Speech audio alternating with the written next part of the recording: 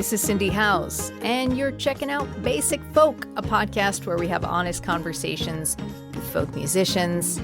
Thanks for listening. Some updates. There is going to be, if you're listening to this on Thursday, September 3rd, or Friday, September 4th, there is still time for you to catch the Basic Folk round that is happening at Club Passim's Campfire Festival. It's on Friday, September 4th at 8 o'clock Eastern. We're going to get live music from none other than KT Tunstall, Jenny Owen Youngs, Sunny War, and Alex Stanton of the band Townspeople, who you may recognize the name of from doing all of the music on this podcast. All artists have been previous guests on Basic Folk, and so excited. You can find details at passim.org. And if you missed it, you can actually go back and watch it. It's all been archived, but so excited. We have a real treat today. Laura Cortese is on her way to legendary status in the fiddle community. The San Francisco native has worked for years honing her sound, bringing together traditions she was raised on at fiddle camp, a love of songwriting, and experimental, lush indie soundscapes. She has performed under Laura Cortese and the Dance Cards for the past 2 albums, and with her new release, Bitter Better, the imagined LC and the DC sound has been achieved. In our conversation, Laura takes us back to growing up with divorced parents, discovering a love of creating music through community, melding all her musical interests, her iconic self-drive that has achieved so much, and obviously, fashion. Also, we talk about life after trauma and living in Belgium with her musician partner while expecting their first baby. It's so easy to talk to Laura, and this interview went on for almost 2 hours. It took me like a week to cut it down, so this is all killer, no filler. Thanks to Laura for her wisdom, her insight, and her friendship. We're going to take a listen to a song from Laura's new album, and then we'll get to our conversation with Laura on Basic Folk. Here's Typhoon from Laura Cortese and the Dance Cards. Digging through those piles, digging through those piles, looking under pieces of my tin roof, digging through those piles, keep on searching, keep on searching. We'll see what happens. Yeah, I mean, You never know. I have my tissues. Nice. I'm already well, crying.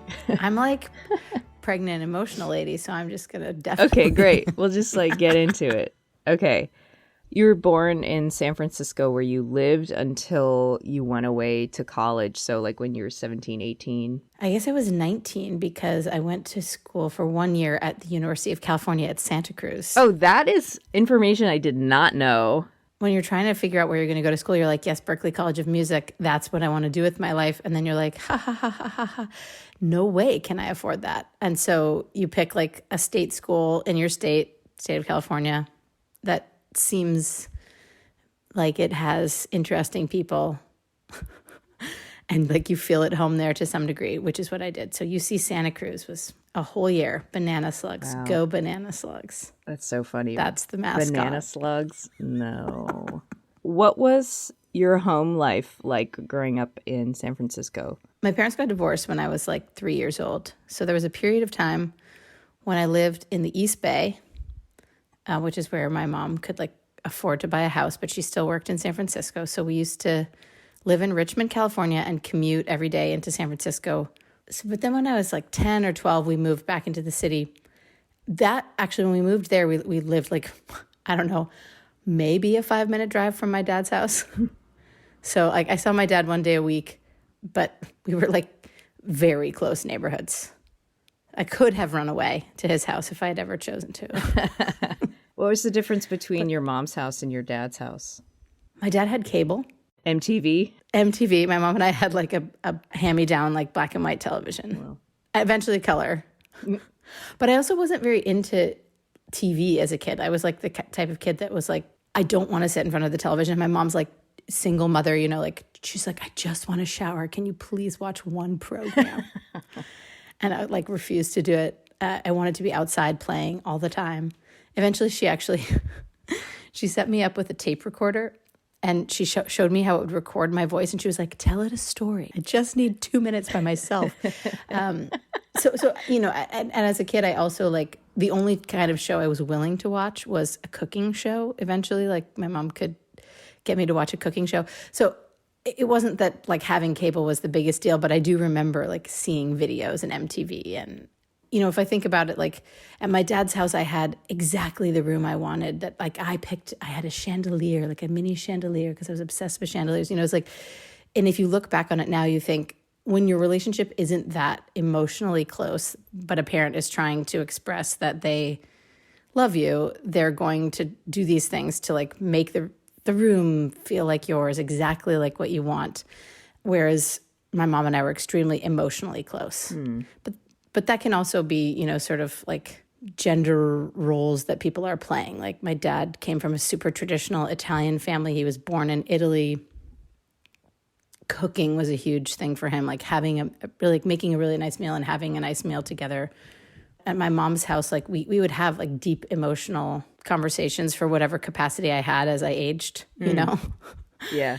And that kind of stuff wasn't so common with my dad. Although I do remember like when I was 16 or 17, like starting to touch into that, like getting to that stage with my dad when I was a little older and could motivate the conversation.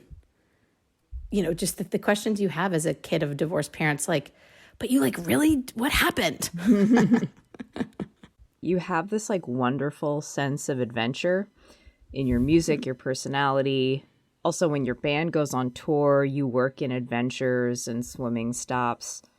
Where did that sense of adventure start for you in life? And can you talk a little bit more about what it looked like for you as a kid? Yeah. I think that's really something I got from my mom. I would say something I got from my mom, but also it's not to say that my dad didn't have that adventurous spirit also. But when I was 12, my mom first took me to Europe.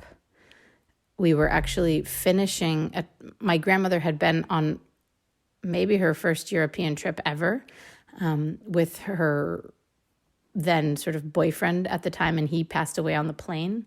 And her trip, it was really tragic. So I think it was either the next year or a few years later, my mom said, okay, we're going to finish your trip with you. I mean, at 12 to get to an adventure like that, getting on a plane and going that distance was with your mother and your grandmother. Like it was very cool. My mom, we always went camping a couple times this summer. I mean, it was car camping, but it was like 2 weeks in a campground, like just doing our thing, hiking. I think that mixed with the fact that my dad was actually born in Italy. And I always had this sort of lore in my head of like what that was like. And I didn't first visit the town where my dad was born until I was, 28, something like that. But just knowing that there was this place that we were connected to far away, I kind of always had that, my eye on wanting to experience that kind of thing. And when I did actually move here to Belgium, it was funny because my mom remembers when she first went to Europe and she was 24, her and my dad went backpacking for a year around Europe. My mom remembers stopping in different places and being like, I could live here. But she never did take that leap and move. But it was funny when I finally moved here, she was like, this is something I sort of thought I would do. And here you are doing it. It is a way that you think about it like, yeah, this is not just like some spontaneous idea that I had to be this kind of adventurous person. You learned violin in elementary school. How old were you when you started? 9. 9. And then your grandmother played it. And you were playing in the orchestra at school. Just the worst. Yeah. What did 9-year-old Laura think of the violin? I mean, I just wanted to play it. I was compelled to play the violin. Like, grandma plays the violin. I can't believe this thing makes sound like that. I want to do it. That's the thing that I want to try to do. But I don't remember beyond that urge having thoughts or feelings about the violin until I sort of remember being bored of it by the time I was 12 in orchestra. And it wasn't that I was bored of the violin, it was that I was bored staring at a music stand in an orchestra setting that where mostly you didn't talk to the people around you just like played your part and watched the conductors stick. I had much more fun in the elementary school version of it where, I actually, the same teacher that I had in elementary school, her name was Ann Voller, that taught me how to actually play the violin. She was the one music teacher for the school. So she taught all the instruments that they had to offer. She also did musicals with us. And I was way more into doing those sort of social musical type thing.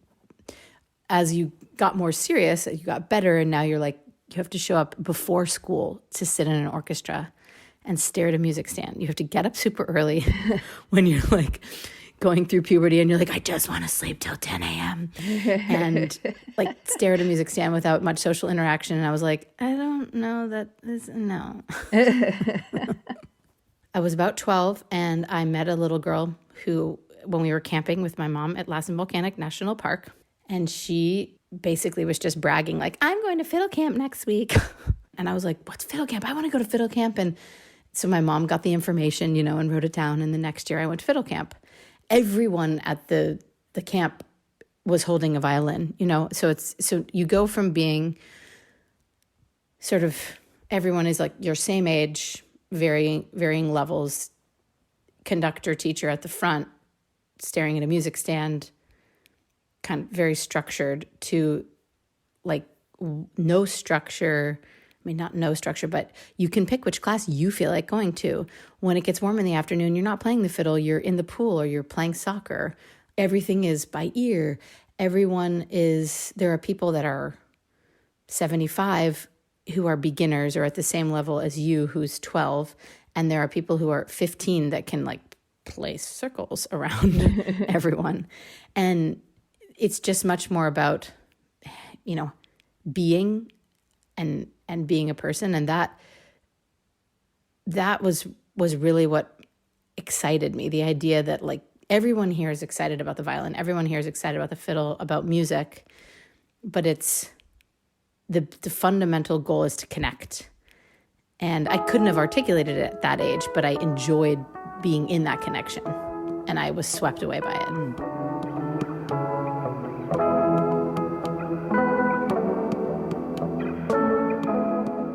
How did fiddle camp change your relationship to your instrument? Well, I think specifically at 12, I was ready to just be done. I was like, I don't think I want to do this anymore. And I definitely didn't want to go to orchestra. And I remember saying to my mom, do I have to go to orchestra? And she was like, well, I can't afford private lessons. And I'm not just going to, you're not just going to go to fiddle camp for 1 week a year and not play in between. So you need to go to orchestra if you want to go to fiddle camp. And if your teacher says you have to practice, but you don't have to, it doesn't have to be the reason you're doing it. It's just, you have to have some connection to this instrument I started to have my own motivation for okay, these are the tunes that everybody's playing.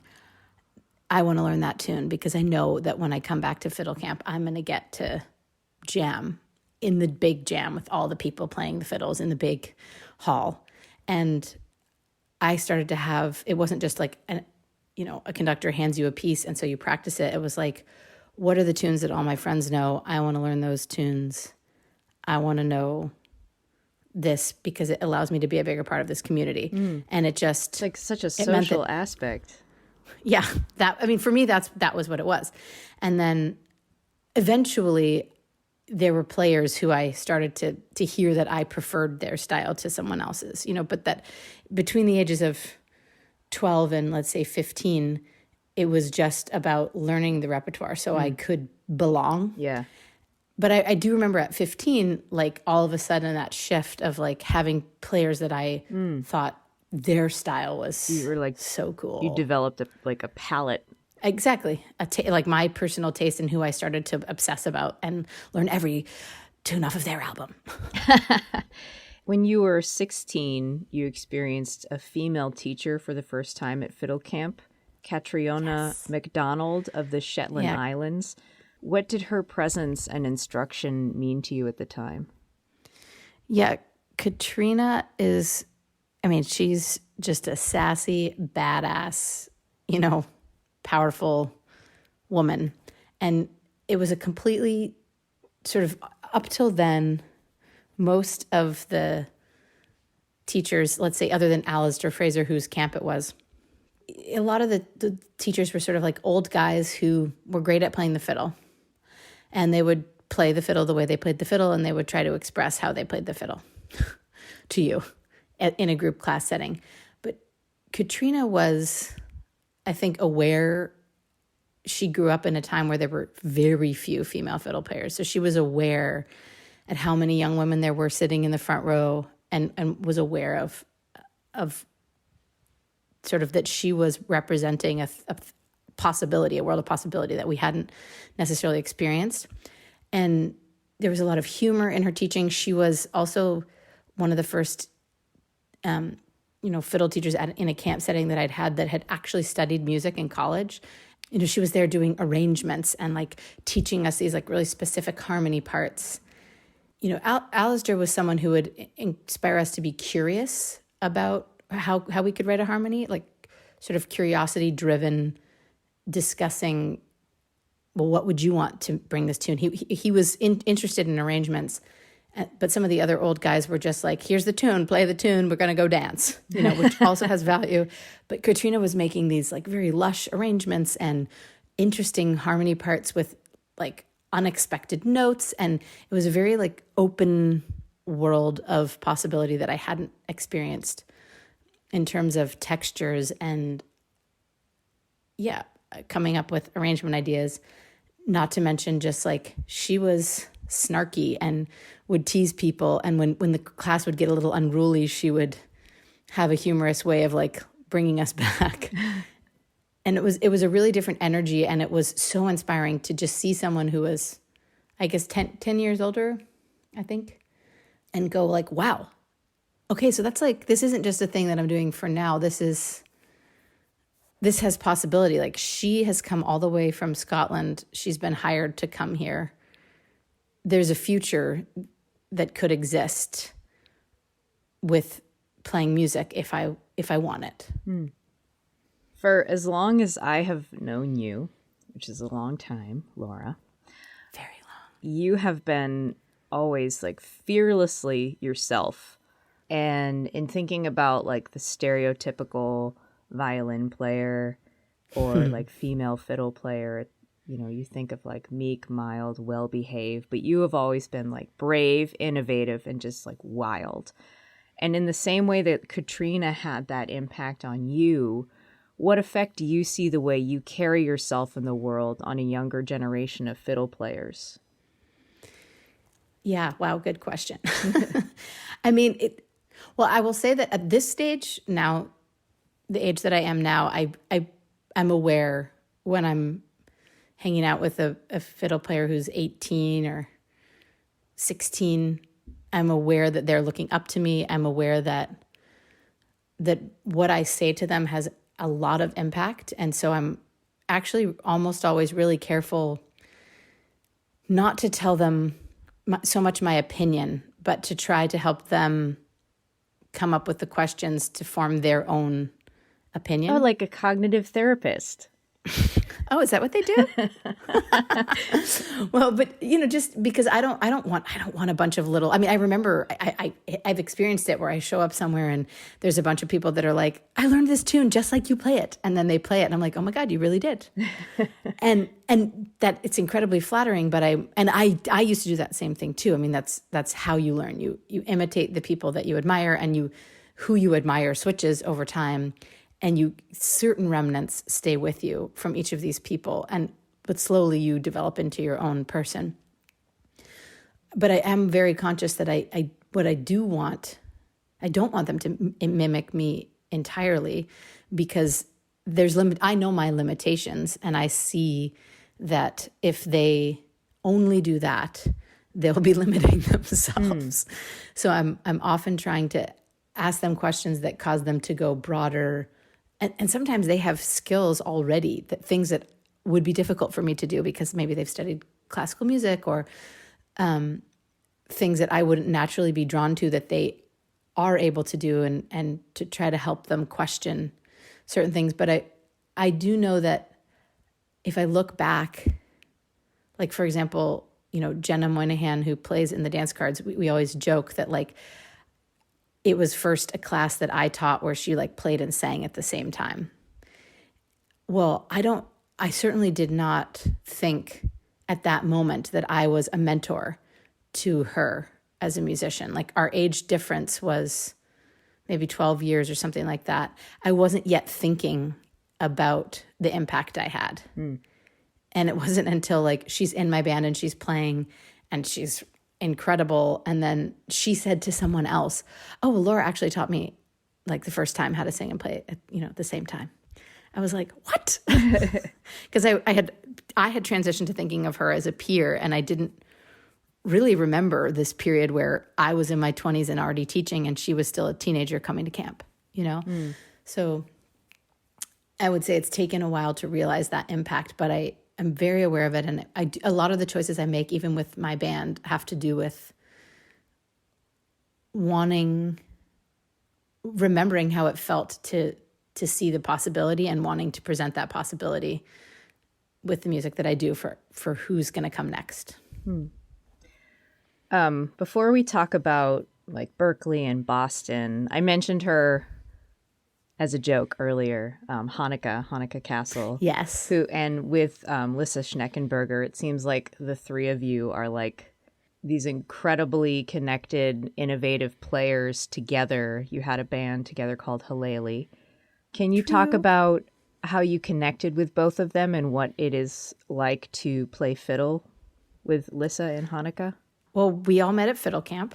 Hanukkah lived in Port Orford, Oregon, which has maybe one stop sign, like not even a stop light, on the coast of Oregon. And Lissa lived all the way in Maine, and I lived in San Francisco, California. So growing up as teenagers, I mean, I think Lissa had already recorded an album, like, by the time Of course she I did. met her. It was like, she was already playing dances. She already knew all the tunes. And Hanukkah had already won a couple fiddle competitions. They were both really good fiddle players that I was just trying to keep up. That was the kind of where I was coming from. I'm a few years younger, but also just they had really devoted themselves to fiddling a lot earlier, and you could hear it. They were amazing.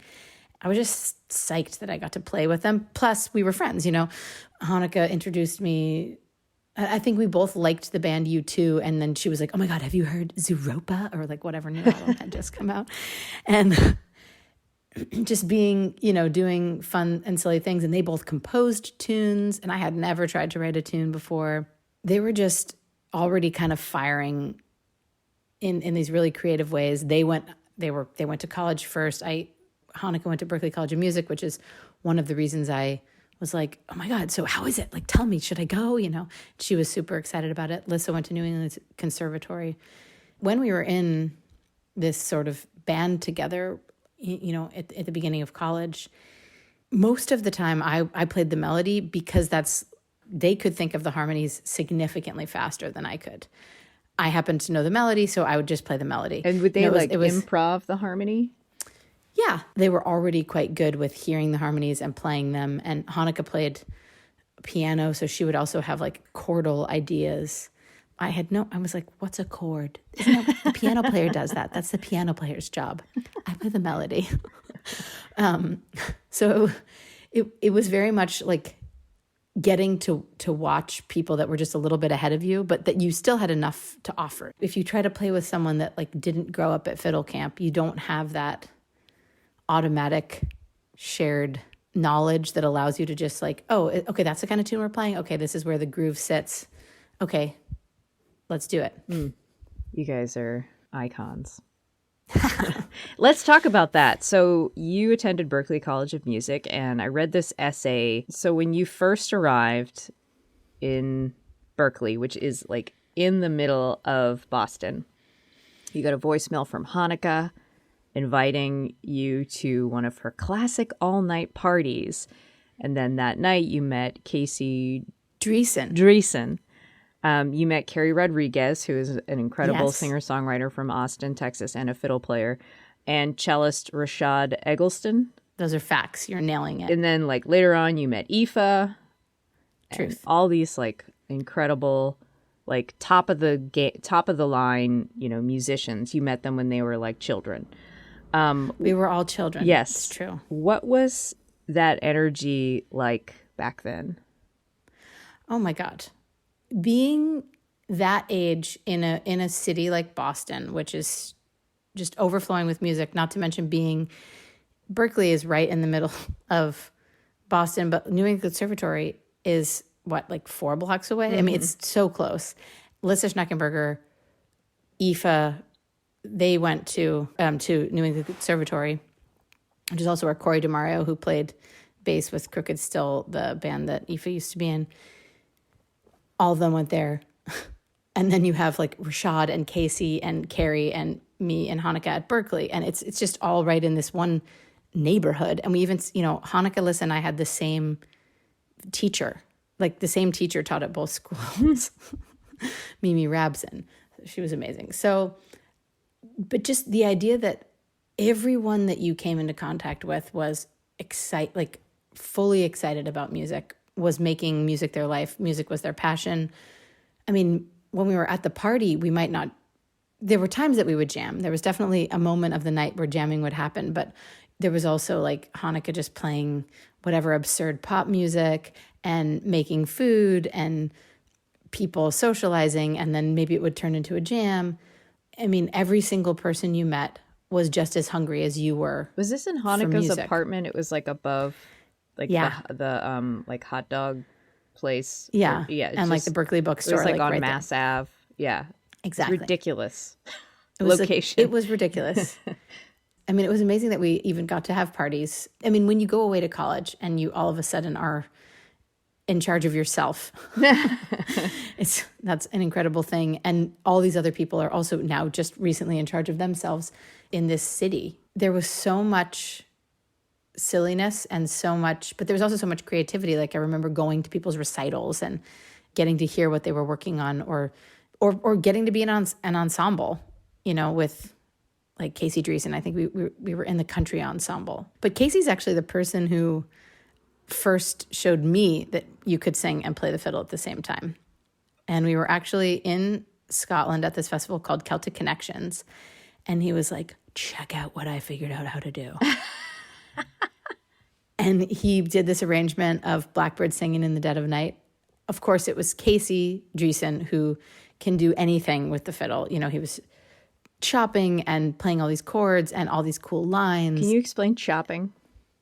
Yeah, chopping is a rhythmic technique where instead of drawing the bow like gently and supplely across the strings, you actually kind of drop the bow into the string so it makes a crunching sound, almost like a snare drum, like that's what a chop is. Mm-hmm. And so it's a rhythmic technique where you're playing grooves that can also include bass lines, but your function is more like a drummer or part of the rhythm section than your function is as a melody player, which is what you're used to hearing fiddle players do. Casey basically did this, and then he was like, you have to learn how to do this. I was like, yeah, right. Like I'm ever going to do all the things that Casey can do. But he knew that I was a singer and that I liked singing, and he could see that this could be something that I could use to more fully express what music meant to me, being able to accompany myself. It definitely took a couple of years until I was starting to figure out what that would mean for me, or even to try to do it in public. Or I remember the first time I tried to really do it, and I had been working on an album. I had arrangements that we'd worked on, and there was this one tune that was a relatively simple song, which had some fun chords. And I was in Montreal at a festival called The Big Meeting. I was there, and someone said, oh, would you want to be part of Singers in the Round tomorrow, or like where you would come and do a song? And I was like, sure, of course. But I also then realized, like, I don't know any songs that I can I don't know any accompanists here. I guess now is the time that I'm going to do this. So I sat in the corner at my friend Laura Risk's house and like was like, okay, I have to learn. Like, I can't just rely on whatever the banjo this is and like bass player were classic doing. Cortese. Yeah, I was like, I just got to figure it out. I'm doing this tomorrow, so this is what I'm going to do now. So I figured out, like, I translated the arrangement we had onto my fiddle and sang it at the Grand Rencontre. That was my first singing and playing experience, and it worked. It didn't fall on its face. I didn't have a train wreck, so I kept going. Back in Boston, you started venturing out into the city, playing different venues, notably Club Passim, which we talk about in like 75% of the interviews on Basic Folk. Best place ever. Yeah. And I remember actually Matt Smith recently, Matt Smith of Club Passim, saying that you and Hanukkah started a string revolution at Passim. Oh my God. And it seems like you started a string revolution in the city of Boston, like bringing together these two worlds that you were discovering, like the Boston roots rock that you'd find and singer-songwriters like Rose Polenzani, Rose Cousins, Yep. Session Americana. You brought those two worlds together of the Boston roots rock and the trad music world together. Can you talk about bringing the fiddle out to play at gigs in Boston, how you saw that evolution, what that journey was like for you? This is like, I'm like, wow, I started. It's funny because the way, from my perspective, I'm like, oh my God, Matt Smith gave us a home in Boston. Like, from my perspective, he was coming to see us jam at the Hanukkah ran this jam near North Station, and we would go do that every week. Matt Smith would come with Christopher Williams, singer-songwriter who used to live in Boston. They would just like come and watch the jam. As we started to have things that we wanted to do, we were releasing albums and we started to perform, and Matt offered us a place to come play. And so from my perspective, he saw a thing that was happening and gave us a place to do it that was actually a perfectly sized room with a perfectly responsive audience that would be interested in that. There were not a lot of spaces and rooms in Boston that were conducive to the kind of like more acoustic music that we were playing, you know?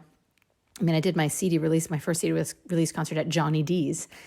I mean, I had a great time there, but like, I think my bow kept hitting the ceiling. Like, the ceiling was so low. Oh and I just like, I remember feeling like, I'm so glad that Club Passim has actually decided to be open to this genre. And of course, Hanukkah and I were, you know, some of the first people that maybe came in there and played there. Luckily enough, I mean, Hanukkah was always really good at rallying her people, you know, so having a good crowd, and it just started to go from there. But I think from my perspective, I was hungry, you know, meeting those people like the Rose Polenzanis, the Rose Cousins. I was so impressed by their ability to write their own music, personally express their ideas, coming out of a tradition that was about a shared repertoire that wasn't so much about expression, but about connection. I wanted both of those things. Like, I wanted to be able to have a place to come up with new ideas. And I was a little bit feeling like, okay, I grew up playing these like Scottish and Cape Breton traditional tunes, and then maybe I learned some Appalachian tunes, or I went up to Quebec and learned some Quebecois tunes, but I don't come from any of these places. I felt like a personal lack of authenticity that I wanted to find. And I just thought, wow, these singer-songwriters, they don't have that problem. Like, they are who they are, and they express themselves. And if they do it well, we enjoy it. But they're never not authentic. For me, it wasn't so much of wanting to connect to these worlds, but needing it. Like, needing community, but also needing an outlet, and trying to figure out how I fit into their scene, but also to learn from them, like, well, what is it to write a song, and what do I have to say that's actually worth saying, and how would I say it in a way that would be authentic to me? So you started making records under your own name. You taught at fiddle camps. You had several bands.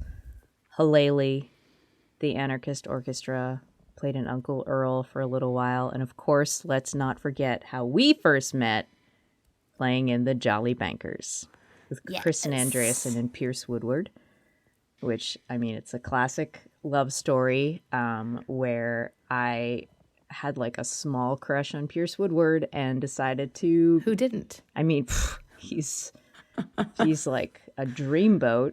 And I booked the Jolly Bankers on WERS Coffee House. And then I welcomed Kristen Andreasen and Laura Cortese into my life forever.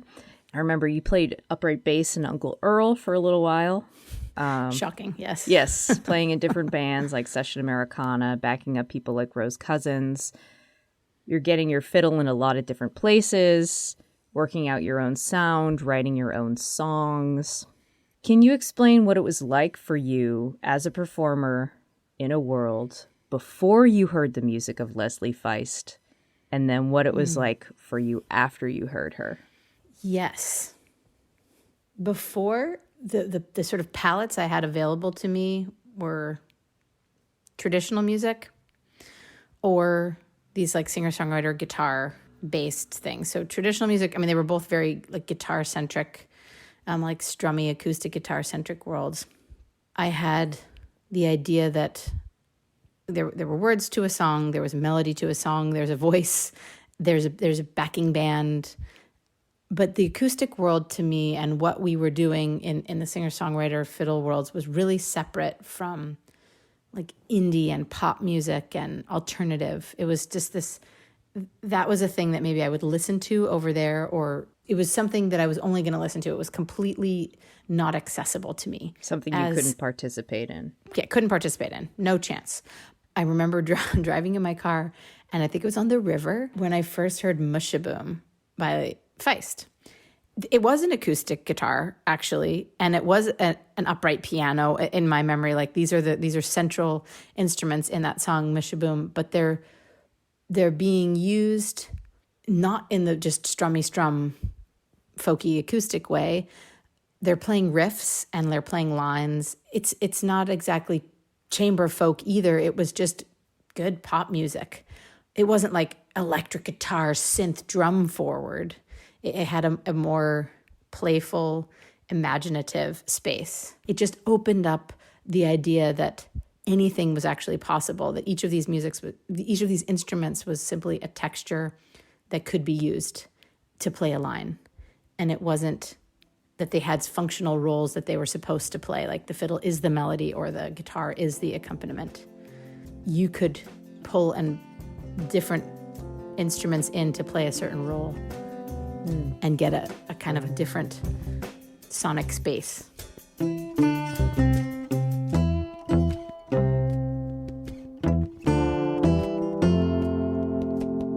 At that moment when I first heard that song, I mean, I had probably written a few songs.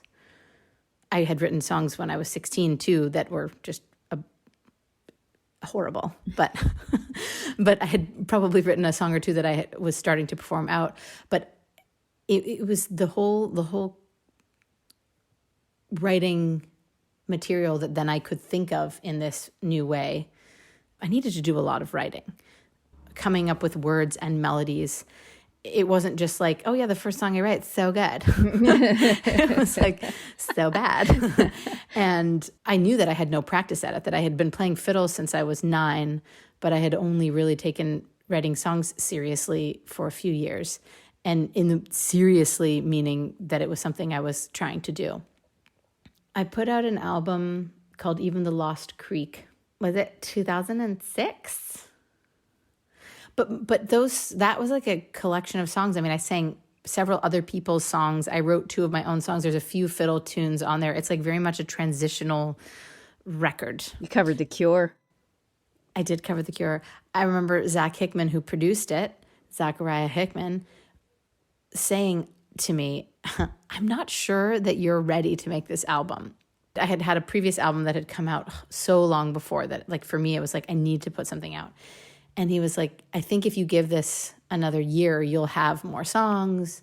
And I was like, I just need to put out a record. The songs on it need to be good. I don't need to have written all of them. Very Laura Cortese answer. Very Laura Cortese answer. I was like, my first album came out when I graduated college. I've been playing those songs now on the road for 4 years, like 50 to 100 dates a year. Like, I have to have something new to do. So he helped find those songs. I did a song of Josh Ritter's. I did a song of Kristen Andreassen's called Even the Lost Creek. You know, we collected things from different places to help that transition happen. Sort of by the time I got to the next album, I'd had more time to write songs and come up with things that were ways that I wanted to express myself. But here we are in 2020, and the songs for my newest album were written mostly in 2017 to 2019, 10 years later. So you could say this whole experiment has taken 10 years to this time. Out of that need, you started performing under Laura Cortese and the Dance Cards. And that concept grew out of an experimental period where you did a project with your string playing pals from Fiddle Camp. You did a project with your vocal friends from the songwriting community.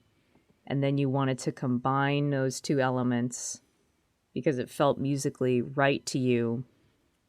And so I'm wondering about like the evolution of the sound that we're talking about that took like 10 years to create. So when the band started playing together, everybody was brought together by the love of traditional American music, like old-time bluegrass, country, Celtic music, and the ways that it can be expressed in like a chamber folk setting. With this like 10-year evolution, did you feel like you had to slowly but surely develop this sound and become the band you are today? I would imagine there's a lot of like unlearning amongst other players who are from that kind of traditional world. And also in thinking about like how you like to work, you're very like focused, you see where you want to go and you just want to get there. So if there was like some frustration in the slowness of this evolution.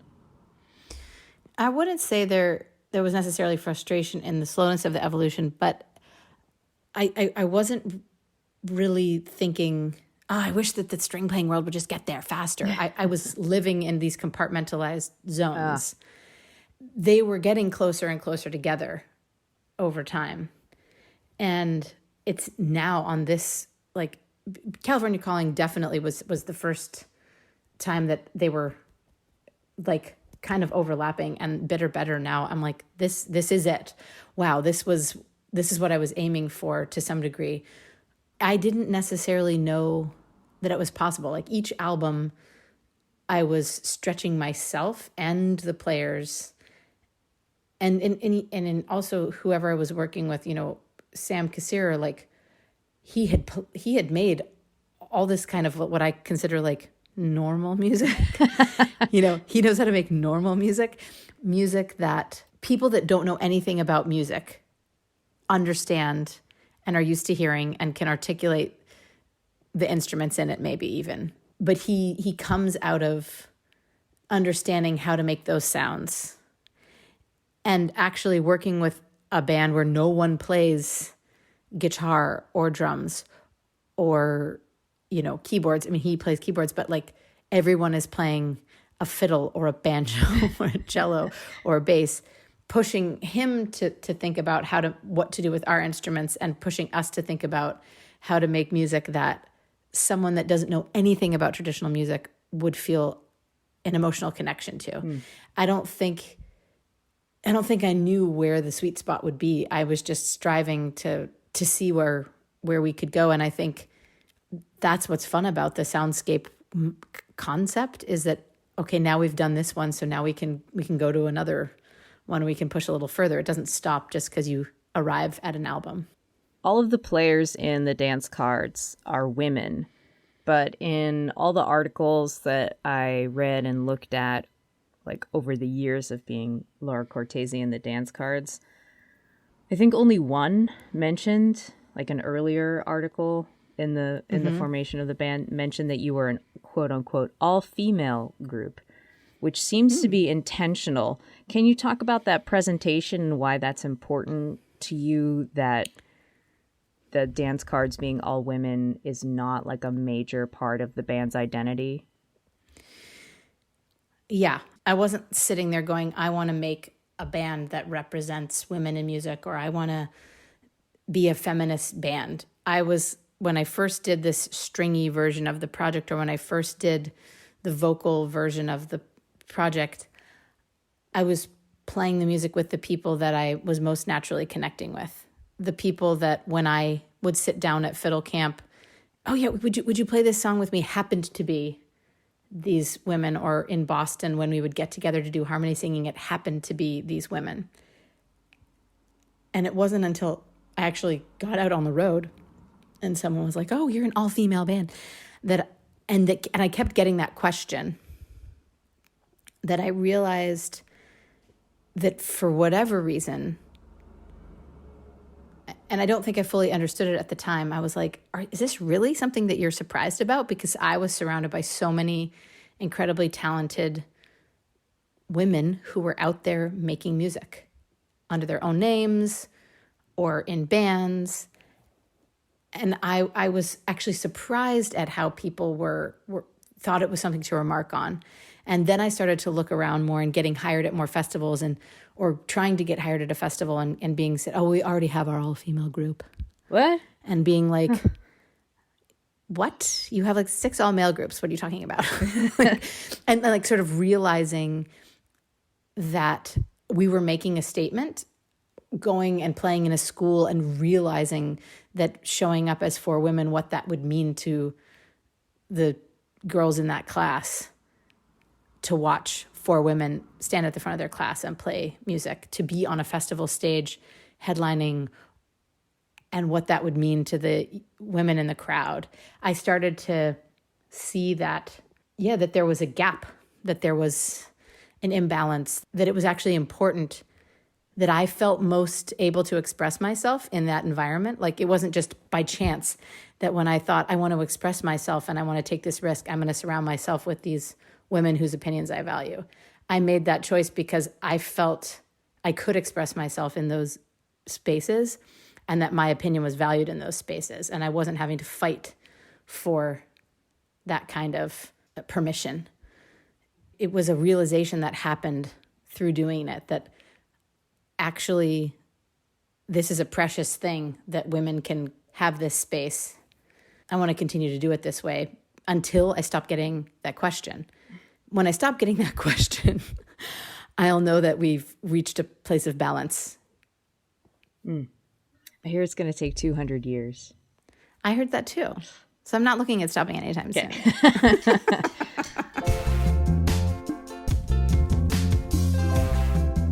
All right, 1 hour into the interview, let's talk about the new record, Bitter Better, the new album. You made a record where you wanted to center the songs around music to make people want to move their bodies. Can you talk about why you wanted to do that, and also the challenge in creating grooves with strings that would accomplish that? I wanted to do it because the world has increasingly, but definitely at that moment, there was a bit of a turning point in 2016 where the world was feeling like a very heavy place. And I was watching a lot of friends who had prior to that, had said to me straight out, oh, I'm not political. Or like, oh, well, I don't talk about politics, or I don't care about politics, or like whatever they said. And I was watching them become politically engaged, and I was watching them take responsibility for the way things were going in our country. But I was also watching them and feeling myself become exhausted, by what was required. And albeit it's very clear that all of what I've just said is something that perhaps only a privileged white person would have had that experience in 2016. I didn't want to just make an album that would be a contrast to what was going on in the world, that would say like, okay, well, you need a break from that, so I'm going to make something light and nice. If someone were to come to a concert, if that was going to be a thing that people were going to do. What's a concert? What's a concert? if people were going to come to a concert, that when they would leave the concert, they would be more energized to continue down this path of reckoning that we realize every day is more and more necessary, right? Mm-hmm. And when Sam and I were talking about this, we were like, I used the words relief and release.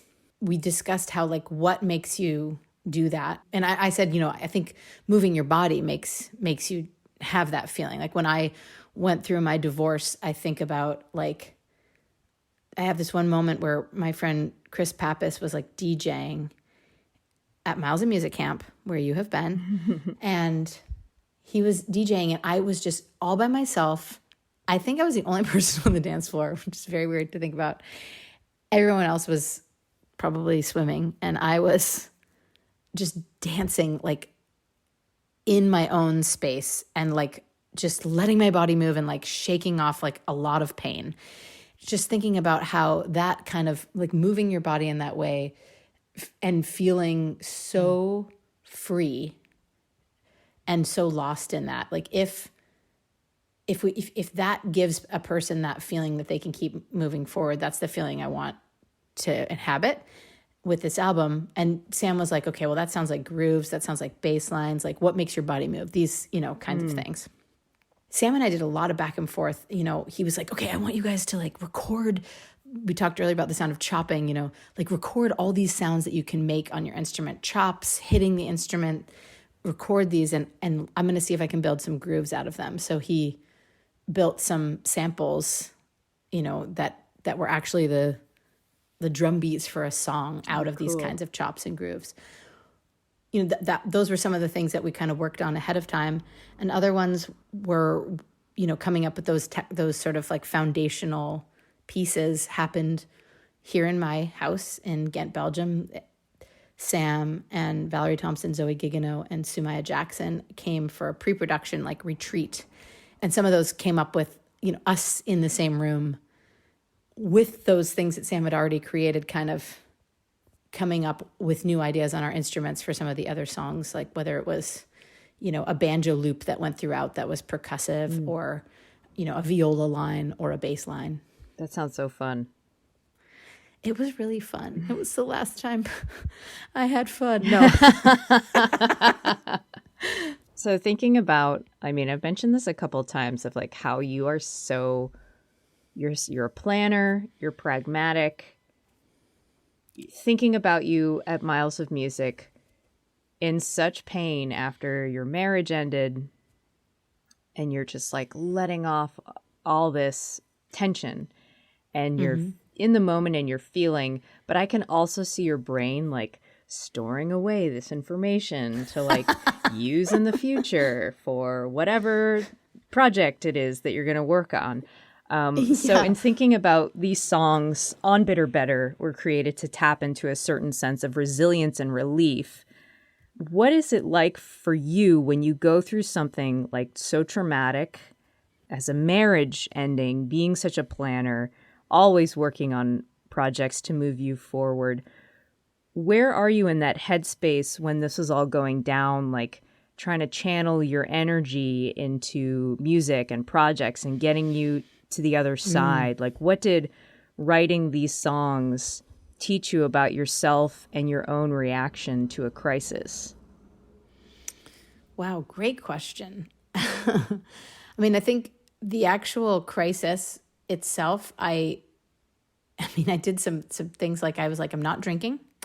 I'm not watching television. I'm not going to have a Netflix. I'm going to, like, cancel my Netflix account, because I was like, the first thing I have to do is not numb. Like, the fastest way to get through this period is to just, like, feel it all. And that didn't mean to say, of course, I did watch some television, but only if, like, I went out with a friend and we were like, we're going to a movie together, or, like, we're going to go to someone's house and watch a thing. And I had a lot of incredible friends, but I really sank into, like, okay, I'm gonna exercise. I think my friend Aoife O'Donovan was like, hey, I'm gonna be running the Brooklyn Half Marathon. Do you want to do that? And I was like, yeah. I had never run a half marathon. I did run, but like I signed up for a half marathon. You know, I just put some things out there that had nothing to do with my previous life. I also was really, because my ex was very involved in my music up until that point, all those projects we were talking about earlier that were highly creative, he recorded all of them. He was part of all of those projects. So I was a little bit like how much of this can I actually do? Where do I begin and where did he stop? And what skills have I learned? And can I even make music without him there? Which, I mean, obviously I had made music before him. I was aware that I could, but I wasn't sure where I felt confidence and where so I actually sat down and I decided to do a super traditional sounding project that I just self-released, completely separate from the dance cards, where I said, okay, I'm going to spend 6 months writing as many fiddle tunes as I can. And then I'm going to go to 3 countries where I always feel super connected to the way they express their traditional culture. I'm going to record this with these people there, because it was like going back to the last place where I felt I belonged, or like I had a sense of confidence. So I wrote these fiddle tunes. I went to Spain, Sweden, and Quebec, recorded this thing called All in Always. But I was in charge of the whole thing, and I was deciding who was recording it, and I was deciding how it was mixed, and I was making all these decisions that I had left to my partner, and it gave me that confidence back of like, oh yeah, I can do this. So like this divorce all happened like before California Calling, but it was way too fresh to really write about on California Calling. The only song on California Calling that is really about it is Skipping Stone. Oof. All the other songs on one. California Calling, thank you, are about like other romantic things that I was dabbling in, you know, other more casual things, definitely was not processing my relationship.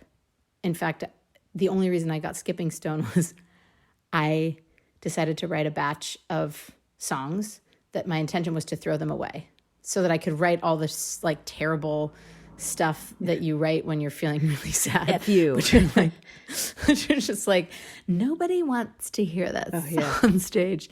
Dylan made a divorce record, but he never released it. And then somebody was saying like they listened to it and they were like, nope. Yeah, good thing he didn't release it. Exactly. Well, I mean, it's like you have to express that stuff, but nobody necessarily needs to hear it. But I did share the songs with a few friends, and it was actually like Dietrich Strauss and David Champagne that said, you need to keep Skipping Stone. You cannot throw that song away. So that's why that song ended up on there. But now that I have all this distance from it, because my marriage ended in 2013, and as I mentioned, Better, I'm writing these songs in 2018, 2019, that kind of range. I was able to look back at my own marriage, think about other people's relationships, think about my current partnership. I was able to draw more of those strings out in retrospect, to think back to how I felt and think back to things I was inquiring about back then. Some of those lines, it took them years to bubble up. It took years, 5 or 6 years, for them to even be something that I could grasp and not just feel, that I could grasp as a set of words to express an idea. Wow. God. And now, something different for you now is that you live with your partner, Bert Rembik, who is also a musician. This sounds fun. Chromatic button accordion. Yes, I know you have a knowledge of the accordion, a deep familial knowledge. Yes. Can you talk about what it means to you to like kind of let somebody into your life, into your music, who is your partner once again? Well, we have a rule. We don't let ourselves too far into each other's music. I mean, it is a very, like, it's a conscious rule we talk about, where we both have experience having been in deep with a partner and losing that relationship and feeling how unsteady the foundation is after that. And that we would share musical ideas. We write tunes for other people's babies. We have decided, like, in general, we've played at weddings, funerals, and for, the birth of a new baby, but we've added pandemics to the list of times we'll play together. It feels really healthy to have someone who I can play a song for, and who we're not going to play it together. We're not going to record it together. He is going to listen to it, and sometimes he's like, really? I don't know. His band is his band, and my band is my band. And we support each other in those endeavors, and we realize they're extremely important to the other person's identity, so much so to the point that, like, right, I'm currently pregnant and we're awaiting our child. And the one thing that we've talked about is, like, we know our lives are going to change. Adding a third person to the mix will inevitably change it in ways we can't imagine. But that music is so fundamental to each of our identities that we have to always also value that and support each other in maintaining that connection, even though it could seem like, oh, maybe he should take fewer gigs, or I should maybe not do that next project. That some of that might happen. I'll be interested to listen to this probably, 3 years from now and see what's happened. But we can't let go. We can let go of a lot of things, but we can't let go of any of that stuff that is central to our identity. All right. Let's talk about you and your fashion. This is the last question. Laura Cortese, to me personally, you have been an extremely important role model when it comes to fashion. You taught me how to shop. You taught me how to be stylish. Yes. What? I credit you with any fancy style I might have. You are my fashion icon. Oh my gosh. And especially thinking about the world that we came up with in Boston, like, we were coming out of the 90s, which had terrible fashion, and into the early 2000s, which also had terrible fashion. And the people that we were spending a lot of time around, we loved them so much.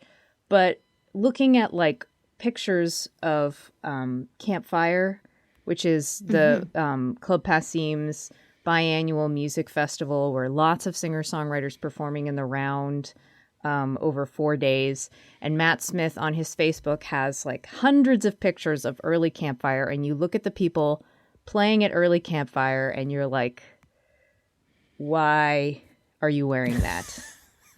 But to me, in this musical world, along came Laura Cortese, Lissa Schneckenberger, Hanukkah Castle, and you guys were wearing amazing outfits on stage, and it also translated into real life.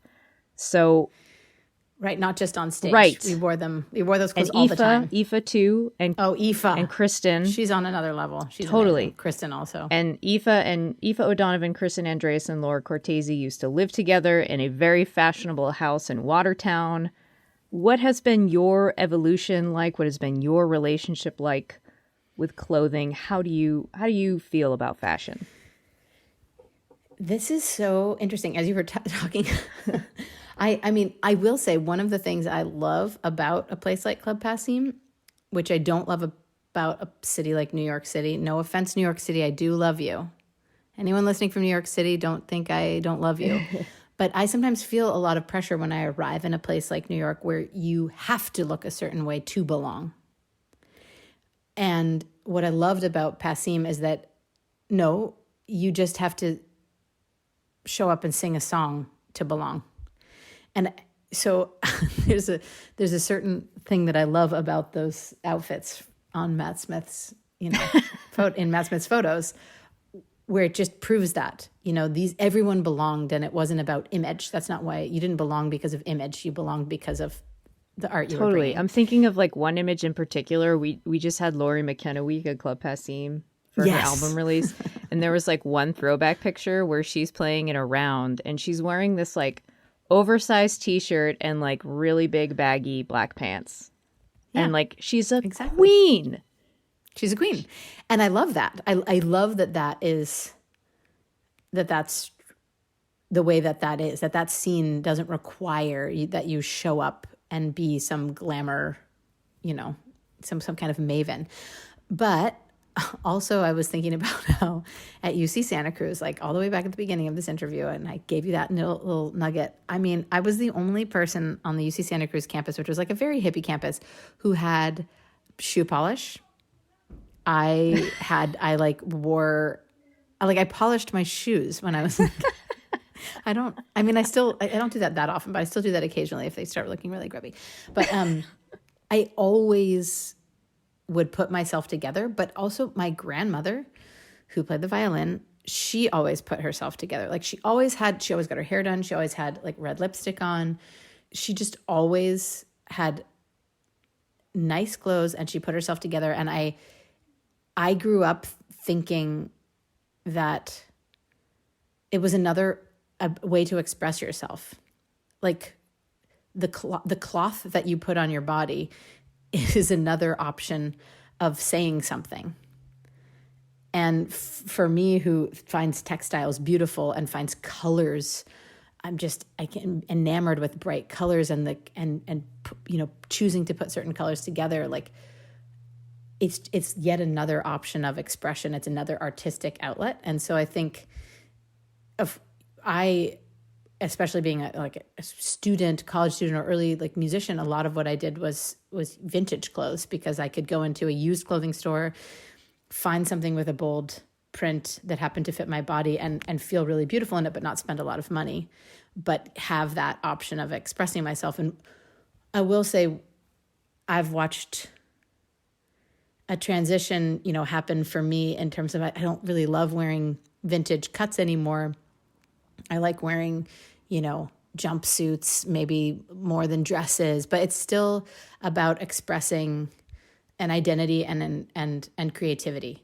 What I like to inspire in people, which is what I hope I inspired in you, is an excitement to like express that in yourself. Like, not that you're trying to look like a certain thing or show up and belong by looking a certain way, but that it's an opportunity to be playful. Yeah. You're a queen. Oh my God. Thank you, Cindy. Yeah. You made a huge difference for me in my life. Well, I saw this really great Instagram post, or was it on Twitter? I don't know, but it was you and a cat, and you're both wearing sunglasses. And I thought that was very well styled.